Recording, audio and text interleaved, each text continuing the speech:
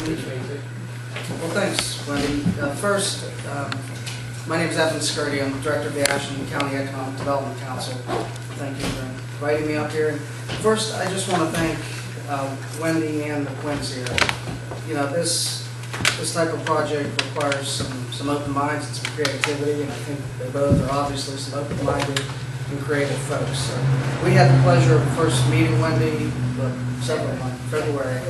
She first approached our office and talked about this project and discussed some sites, and gradually, thankfully, I think we found the right one.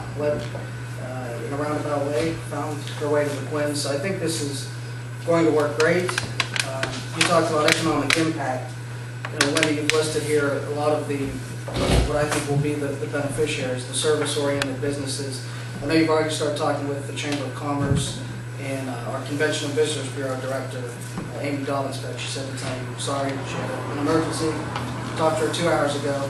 But from a tourism standpoint, conventions, you know, I know the Chamber looks forward to working closely with you to really tie our community into this and have the guests of this retreat center really patronize our local businesses.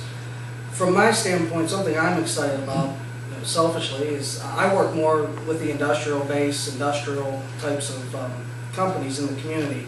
You know, and I've already started talking about this project to several companies, and they're excited because I don't see the renewable energy movement, if you will, going away. You know, as you and I have talked, I think it's here to stay this time. I think our country needs it, an appropriate approach to renewable energy. And many of our industrial companies are trying to get their foot in the door, making components for things like wind turbines. I'm working with a large company right now, trying to make some components for a large project, a wind turbine construction project.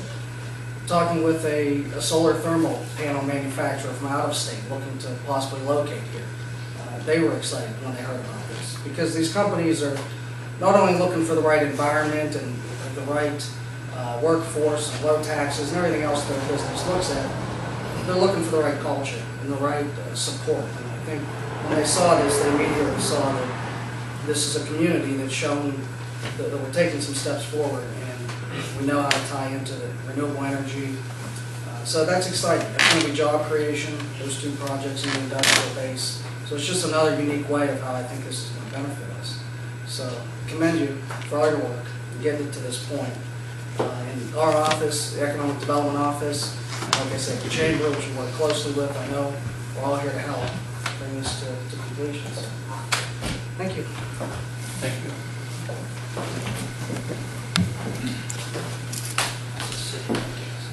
I also wanted to let all of you know that the purpose of doing this meeting was exactly this. It was so that you could hear from myself and Dan and Susie what our plans are, so that you know that I'm here. My phone number is on the front of that brochure. If you have any questions or you have any concerns, I very much want to make this part of the community. I don't want to just come in and try to do things and not understand the value of having everyone's support for this. So by hosting this public meeting tonight, it was to do just that. It was to say, this is who we are, this is what we want to do, and this is, you know, why we want to do it. So, any questions? Any questions? I love it. Yes. A tie. I did. Something that crossed my mind when you're talking about having the outdoor meeting spaces and, you know, having reunion and stuff like that is noise, music. You know, the fairgrounds is a fair distance away, and we can hear the fairgrounds. My concern would be having to listen to, you know, the presentations and stuff, that because it carries. So that's one of my concerns, is just the noise of it. Okay. And I very much appreciate that. Two things. One is, if you look at where it's located, meaning that the sound barrier of all the trees, which are in there, and actually we were there this evening, we can actually hear the freeway from inside that property. So the trees act as some barrier.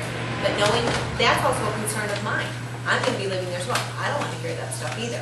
So in the design and the use, those are two very clear things that will come about, meaning that when those are designed, we will definitely take that into account. And then the use of it. So again, it's very much you know, from a control aspect, who's using it, what are they using it for? You know, a lot of corporate retreats and that sort of thing, you know, you're talking PowerPoint presentations and, you know, people talking very much similar to this kind of thing. So from a noise standpoint, I hear what you're saying, and I very much will be very conscious of that, for myself as well. Steve, you might mention you live right across the street. We're next to the golf course, Okay, within the property. in the front of the golf course? Yeah. Okay, Yes. okay. 2 questions. Uh-huh. One, what's your professional experience in running such a center? Okay. And secondly, will there be alcohol there? That's a very good question. My experience in running a center like this, I have some hotel management and real estate management in my background. My primary background is in sales and marketing, which is why the project will be so successful. Because as everyone knows, you can start any business you want, but if you don't know how to market it and you don't know how to sell it, then it's worthless. So from that standpoint, and what I've been doing to market it and sell it already outside of the area, that groundwork has already been laid. I mean, I already have people saying, how can I get on the list? Call me when you're open, because I want to come. So. How long will the construction take too? Because there is noise with construction. Right. The hope would be, the ideal would be less than a year. Because of how we're constructing this, the retreat center is going to be constructed with straw bales. So I think we'll have lots of access to straw, at least I'm hoping. So from that standpoint, the idea would be we would break ground this coming spring, and the majority of it, any of the outdoor noise that you're talking about, would be done by fall. You said straw bale. Would you explain that? What happens is you use 2x6s to build a frame, and then you literally stack straw bales between them, and then you use a mix of natural clay and mud, which is what colors it, to seal it, almost like an adobe. And then what you're able to do is then push rocks and that sort of thing into it, and then it hardens. And what it does is it becomes one of the most energy efficient buildings, because if you think of how wide a straw bale is, that's how wide your walls are. But by using all natural materials, it allows it to breathe naturally. A lot of buildings, we make them so airtight that they're not good for the environment, both internally and externally. So by using straw bale, it allows it to breathe. And they're very, like I said, very energy efficient. The alcohol question? Interesting. Obviously, we won't be selling it.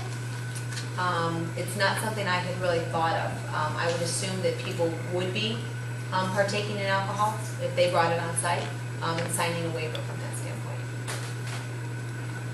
Yes. Have you done any environmental impact studies on this, like my water table? Because I live just south of your property. Well, I understand that. One of the things that when I went back to my team after one of the meetings we started talking about was that if this parcel of land was divvied up and homes were put on it, like it is across the street, the number of people that would be in a home or in that residence, the number of homes that we could put on that piece of property, and the number of people that would live in there is probably half of what who's actually going to be using the retreat center. And has this straw bale construction been approved by the Ashland County Health Department? Because you are having guests. Yes. We will, the EPA and the ODNR are very heavily involved in this project. What But about again, the it's- sanitation? We are working on probably some sort of septic system for that.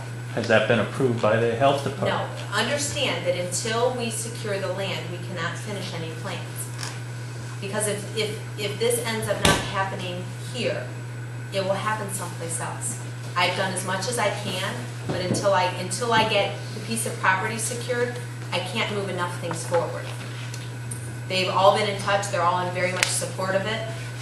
The concept of straw bale housing is done in Germany, and it's done... That's not the United States. I don't want to hear about Germany. I understand, and actually straw bale happens a lot out in the Midwest. There's actually a straw bale house in Cleveland Heights, Ohio.